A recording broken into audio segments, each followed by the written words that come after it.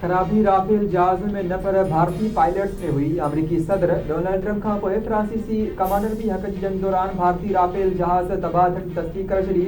खराबी राफेल जहाज़ में न हुई पर उड़नि खे उॾाईंदड़ भारतीय पायलट्स में हुई। फ्रांस जे कमांडर कैप्टन यॉकलॉनी जी मीडिया सां ॻाल्हि ॿोल फ्रांसीसी कमांडर पारां पाक एयरफोर्स जी सलाहियत जी भरपूर वाखाण। संदसि चवणु आहे त पाकिस्तान एयरफोर्स सूरत हाल खे इंतिहाई इसराइती अंदाज़ सां संभालियो। पाकिस्तान जे मज़बूत दिफ़ा ऐं असराइती हिकमत अमली जे नतीजे में भारतीय राफेल जहाज़ तबाह थी विया।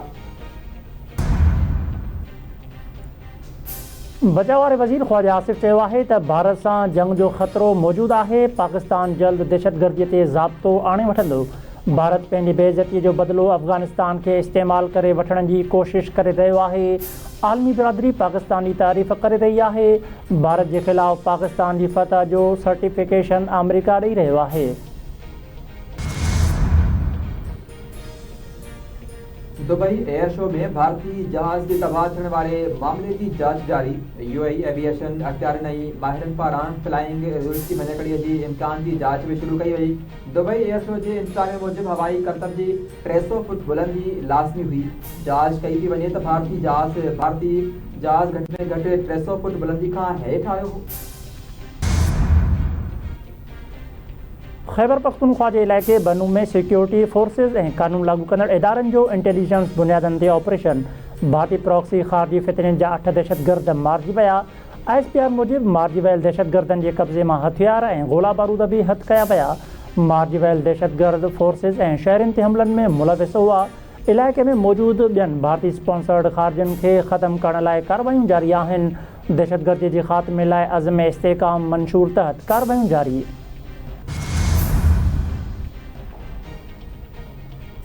भारतीय सरपरस्तीअ में सरगर्म दहशतगर्दनि जे नेटवर्क जो ख़ात्मो पहिरीं तरजीह आहे। ख़ारजियुनि जे ख़िलाफ़ कार्रवायूं क़ौमी सलामतीअ खे वधीक मज़बूत बणाए रहियूं आहिनि। सदर आसिम ज़रदारीअ पारां बनू में कामयाब ऑपरेशन ते सिक्योरिटी फोर्सिस खे भेटा पेश। वज़ीर आज़म शहबाज शरीफ़ चयो आहे त समूरी क़ौम दहशतगर्दीअ जे ख़िलाफ़ जंग में पाक फ़ौज सां गॾु आहे। सिक्योरिटी फोर्सिस दहशतगर्दीअ जे ख़िलाफ़ वॾियूं कामयाबियूं माने रही आहे। वज़ीर आज़म शहबाज शरीफ़ जी सदारत हेठि पाकिस्तान रेलवेज़ जे मामलनि ते अहम इजलास। रेलवे जी बहाली ऐं अपग्रेडेशन ते हनीफ़ अब्बासी ऐं संदसि टीम खे शाबाश। इलाइक़े राब्तनि ऐं आलमी ट्रेन लिंक्स मनसूबनि ते माहिरनि जूं ख़िदमतूं वठण जी हिदायत। रेलवे जी ज़मीन जे मामलनि ते पब्लिक प्राइवेट पार्टनरशिप मॉडल अख़्तियार करण जो फ़ैसिलो। वज़ीर आज़म खे ब्रीफिंग में ॿुधायो वियो आहे त कराची, लाहौर, रावलपिंडी ऐं फैसलाबाद रेलवे स्टेशन्स ते वाईफाई जी सहूलियत फ़राहम कई पई वञे। वधीक 48 रेलवे स्टेशन्स ते 31 डिसंबर ताईं मुफ़्त वाईफाई फ़राहम थींदी। थर रेल मनसूबे जे हवाले सां सिंध हुकूमत सां गॾिजी कमु कयो वेंदो। शहबाज शरीफ़ चयो आहे त रेलवे जो निज़ाम कंहिं बि मुल्क जी मईशत जी करंगीअ जी हॾीअ जी हैसियत रखे थो। रेलवे निज़ाम जे बहाली लाइ क़दम वाखाण जोगा आहिनि।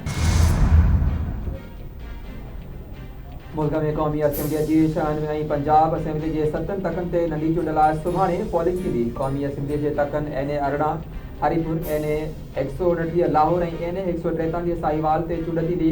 NA 185 डीजीकान, NA 96 फैसलाबाद ऐं NA 104 फैसलाबाद ते बि आचर ते वोटिंग थींदी। पंजाब असेंबलीअ जे 7 तखनि ते पिणु नंढी चूंड थींदी। PP 98, PP 115 ऐं PP 116 शामिल। PP 73 Sargodha, PP 87 Mianwali, PP 203 Sahiwal ऐं PP 269 ते पोलिंग थींदी। इलेक्शन कमीशन चूंड दौरान पाक फ़ौज ऐं सिविल आर्म्ड फोर्सिस लाइ ज़ाब्ता इख़लाक़ जारी करे छॾियो। पोलिंग दौरान पुलिस पहिरियों, सिविल आर्म्ड फोर्सिस ॿियो ऐं पाक फ़ौज टियों रिस्पॉन्डर हूंदी। फ़ौज रुगो इंतिहाई हसास पोलिंग स्टेशन्स ते ॿाहिरां मुक़ररु कई वेंदी।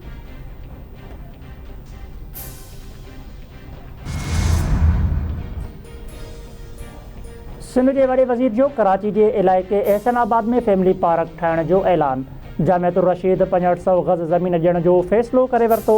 सैयद मुराद अली शाह चयो आहे त मुस्लमाननि जे इजादुनि ऐं तहक़ीक़ुनि खे साम्हूं रखी ओलह वारनि साइंस में तरक़ी कई। पहिरियां मदरसनि मां रियाज़ीदान, फ़ल्कियात जा माहिर ऐं मुफ़क्किर निकिरंदा हुआ, पर हाणे वक़्तु गुज़रण सां गॾु मदरसनि ते स्टेटस को अची वियो आहे। मदरसे जी तालीम जे अमली ज़िंदगीअ सां तालुक़ु घटि थी वियो आहे। सिंध हुकूमत मकानी खातनि जे मुलाज़िमनि जूं वधायल पघारूं जल्द ॾियण जो ऐलान करे छॾियो। कुझु ॾींहनि अंदरि मकानी खातनि जे मुलाज़िमनि जी पघारुनि में वार वारो मसइलो हल थी वेंदो। समरी वॾे वज़ीर ॾांहुं माने छॾी आहे। मकानी इदारनि वारे वज़ीर नासिर हुसैन शाह जो हैदराबाद में तक़रीब ख़िताब। संदसि चवणु आहे त हैदराबाद जे इशूज़ ते कुझु कमु थियो आहे, कुझु प्रोजेक्ट्स ते कमु शुरू कयो वेंदो। हैदराबाद लाइ वॾो प्रोजेक्ट आंदो पियो वञे। म्यूनिसिपल कॉर्पोरेशन जा समूरा मसइला हल कया वेंदा। शर्जी ॾिना में पिणु जाम ख़ान छोरो ऐं ॿिया अॻुवान पार्टी क़दस सां मिलंदा आहिनि त मसइलनि बाबति आवाज़ उथारींदा रहंदा आहिनि। लेडीज़ विंग जी मरकज़ी सदर फरियाल टालपुर जी सदारत हेठि कराची में इजलास। वॾे वज़ीर सैद मुराद अली शाह जी भी शिरकत। मलीर में जारी तरक़ियाती रिथाउनि समेत सियासी ऐं तनज़ीमी मामलनि जो जाइज़ो वरितो वियो। सिंध हाई कोर्ट जे वक़्ती चीफ जस्टिस ज़फ़र अहमद राजपूत सिजावल में फैमिली कोर्ट जो इफ्तिताह करे छॾियो। सिविल कोर्ट मिर्ज़ बटोरो जे नई इमारत जो पिणु इफ्तिताह कयो। तक़रीब में जजनि, हाई कोर्ट जे रजिस्ट्रार, DC, SSP ऐं वकीलनि जी शिरकत।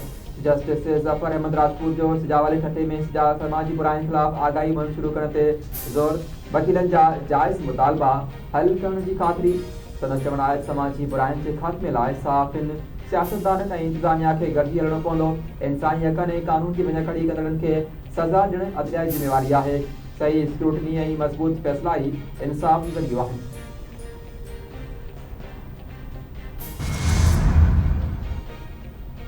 ठटे जा गैर हाज़ुर रहंदड़ 89 उस्ताद मफ़रूर करार, सज़ा ॾियण जो फ़ैसिलो। डायरेक्टर एजुकेशन हैदराबाद पारां लेटर जारी। सज़ाउनि में नौकरियुनि तां बरतरफ़ी, जबरी रिटायर करणु, 1 खां 6 महीननि जूं पघारूं वापसि करणु ऐं 1 खां 3 सालनि जी इंक्रीमेंट ख़तमु करणु शामिल। घोटकी ज़िले में हलंदड़ बिरादरी तकरार जी हल लाइ अमुन काफ़िले जी खानगढ़ में आमद। सरदार अली अकबर खान भर सां मुलाक़ात।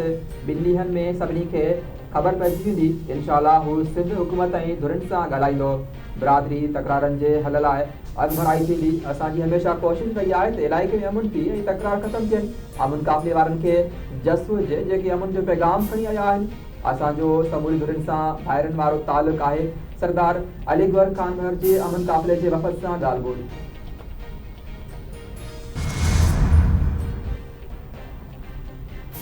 टे मुल्की T20 सीरीज़ में पाकिस्तान श्रीलंका खे शिकस्त ॾेई छॾी। पाकिस्तान 129 रन्सुनि जो हदफ़ 2 विकेटुनि जे नुक़सान ते पूरो करे वरितो। शाइम अयूब 20 ऐं बाबर आज़म 16 रन्सूं ठाहियूं। श्रीलंकन टीम पारां टॉस खटी पहिरीं बैटिंग करण जो फ़ैसिलो कयो वियो। श्रीलंका मुक़ररु 20 ओवरनि में 6 विकेटुनि जे नुक़सान ते 128 रन्सूं ठाहियूं। श्रीलंका तरफ़ां लियांगी 41, पेरेरा 25, मिशारा 22, नसांका 17 ऐं हसारंगा 11 रन्सूं ठाहियूं।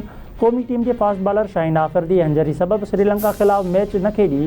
पेर में धकु लॻण सबबि शाहीन शाह आफ़रीदीअ खे 2 ॾींहं आराम करण जो मशवरो। एशेज़ सीरीज़ जी पहिरीं टेस्ट में ऑस्ट्रेलिया इंग्लैंड खे 8 विकेटुनि तां शिकस्त ॾेई छॾी। पर्थ जे मैदान ते खेॾियल मैच में इंग्लैंड ऑस्ट्रेलिया खे 205 रननि जो टारगेट ॾिनो, जेको ऑस्ट्रेलियाई टीम 2 विकेटनि जे नुक़सान ते हासिल करे वरितो। शानदार 10 विकेटूं वठण ते Mitchell Starc man of the match करार।